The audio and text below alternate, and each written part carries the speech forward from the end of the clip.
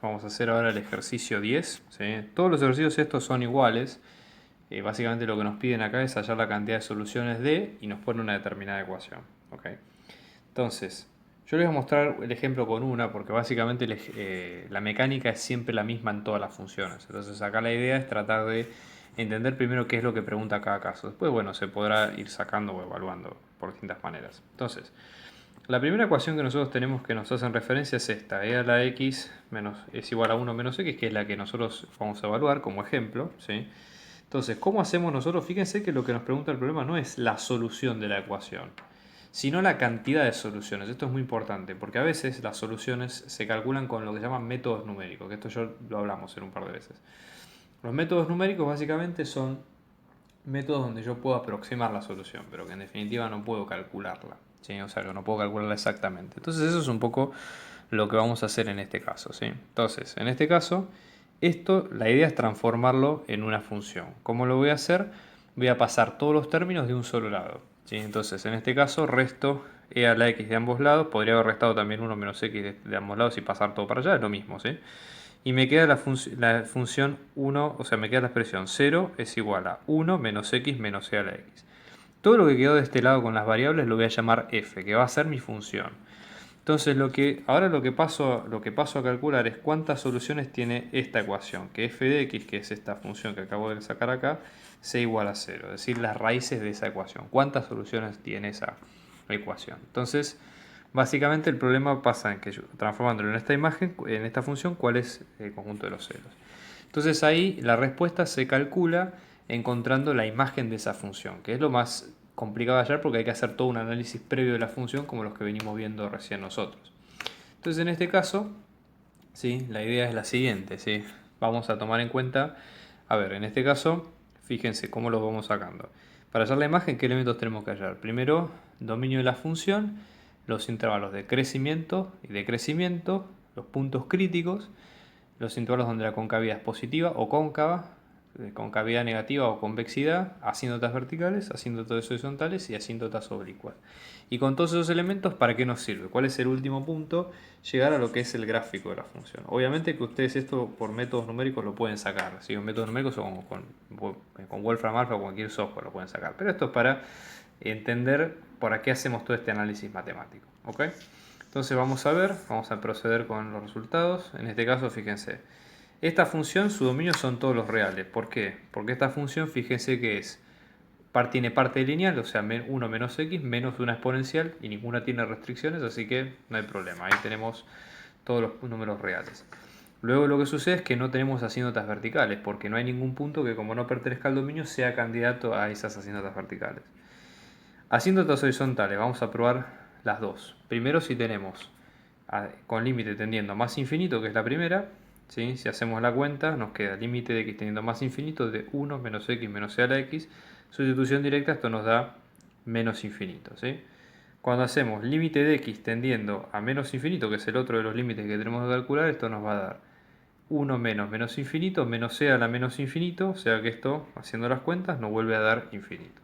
Con lo cual, entendemos esto, que no hay asíntotas horizontales o que no existen esas asíntotas. ¿Ok? Vamos a probar ahora si tenemos asíntotas oblicuas. Entonces, ¿qué es lo primero que hacemos? La asíntota oblicua, recuerden ustedes que es una recta de pendiente m, que es lo primero que hay que sacar, y luego sacando eso obtenemos la ordenada del origen de esa recta. Entonces, en este caso, ¿sí? La idea va a ser la siguiente. Vamos a tener en cuenta, vamos a tener que tener en cuenta, primero por un lado, o sea, aparte que tenemos en cuenta la pendiente, vamos a tener, o sea, hacemos la cuenta del límite de x tendiendo a infinito, ¿sí? De f de x sobre x, ahí lo que nos va a quedar, ahí en definitiva lo que nos va a quedar es, haciendo toda la cuenta, todo el cálculo, es una determinación del tipo infinito sobre infinito. Entonces volvemos a chequear que cumpla los criterios del L'Hopital, vemos que cumplen en todos los casos, que no hay problema, entonces ahí básicamente reemplazamos y lo que nos queda en este caso va a ser un infinito. Entonces, por lo menos no existe asíntota oblicua tendiendo a más infinito, ¿sí? Entonces, en este caso vamos a tener tenemos que probar si existe a menos infinito. Vamos a ver si esto por lo menos se cumple. Entonces, en estos casos, ¿sí? Vamos a hacer la prueba del otro lado, a ver si esto efectivamente es así. Entonces vamos acá, fíjense, de vuelta buscamos la pendiente, la tangente es límite de x teniendo a menos infinito de f sobre x, ¿sí? Que nos queda 1 menos x menos e a la x. Hacemos L'Hopital de vuelta, y, o sea, lo mismo, ¿sí? Y como es menos infinito nos queda menos 1 sobre e a la infinito. Esto tiende a hacerse 0, ¿sí? Todo esto que ustedes ven acá tiende a hacerse 0. Y queda menos 1 menos 0 sobre 1 que queda menos 1. Entonces, existe la asíntota oblicua para x tendiendo a menos infinito y ya sabemos que su pendiente es menos 1, que es lo que tenemos acá. Entonces ahora el segundo paso es encontrar la ordenada del origen de esa pendiente, de esa recta, esa asíntota oblicua. Entonces ahí lo que hacemos es restamos lo que sería la f de x menos m por x, que es la parte lineal de la función, ¿sí? M que sería menos 1. Entonces nos va a quedar límite de x tendiendo a menos infinito de f de x, que es todo esto, 1 menos x menos e a la x, menos menos 1 de x. Menos por menos es más, entonces x con x se va, que es lo que pasa acá, y nos queda 1 menos e a la x. Si reemplazamos límite de x teniendo a menos infinito de esto, nos va a quedar e a la menos infinito es 1 sobre e a la infinito. Esto se hace 0, entonces ahora es 1 menos 0, que es 1. Encontramos tanto la ordenada del origen como la pendiente. Entonces ahora la asíntota oblicua nos queda de esta manera, como y es igual a menos x más 1. ¿Sí? Bien, entonces ahora, ¿sí? Fíjense, tenemos que encontrar los intervalos de crecimiento y decrecimiento y los puntos críticos de la función. Entonces, en este caso, ¿sí? Lo encontramos, lo calculamos calculando la función derivada. ¿Sí? La función derivada que nos va a dar.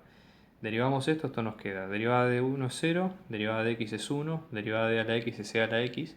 Entonces la función derivada nos queda, haciendo un poquito de cálculo, menos 1 por 1 por e más x.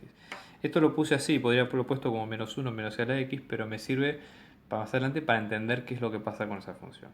Fíjense, yo quiero ver si existe algún punto crítico, o sea que a un punto tenga derivada igual a 0. Entonces en este caso tratamos de despejarlo, ¿sí? Acá igualamos a 0, fíjense, igualamos a 0, 1 más e a la x igual a 0, despejamos y esto nos queda logaritmo de menos 1. Logaritmo de menos 1 no existe porque no está en el dominio de la función, con lo cual concluimos que no hay ningún punto cuya primera derivada sea 0. ¿Sí? En ese punto crítico no existe. Luego tenemos la derivada que nos queda, menos 1 por 1 más e a la x. Menos 1 siempre es negativo. 1 más e a la x es siempre positivo, no importa si el exponente es positivo, negativo, 0, lo que sea.